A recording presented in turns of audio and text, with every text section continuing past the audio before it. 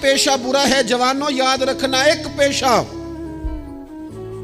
پیشہ برا ہے، اور وہ ہے کسی کے آگے ہاتھ پھیلانا۔ جو جھاڑو دے کے روزی کماتا ہے بڑی شان والا بندہ ہے، جو سویرے اٹھ کے ٹائم پہ منڈی جاتا ہے، پھل لاتا ہے، ریڑی لگاتا ہے، وہ بادشاہ ہے، بادشاہ، اس لیے کہ اس نے ہاتھ نہیں پھیلایا، اس نے رب کی رحمت کا دروازہ کھٹکھٹایا ہے۔ وہ بادشاہ آدمی ہے، اس نے اعزاز کے ساتھ اپنی ذمہ داریوں کا احساس کیا۔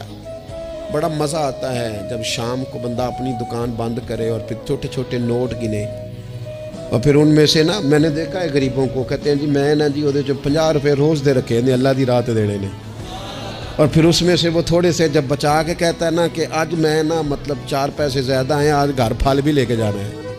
وہ جو ذائقہ ہے اسے کبھی محسوس تو کرو۔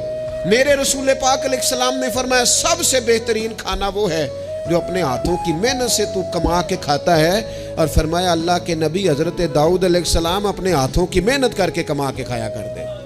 امت کی یہ ذمہ داری ہے کہ امت مشقت کا مزاج بنا۔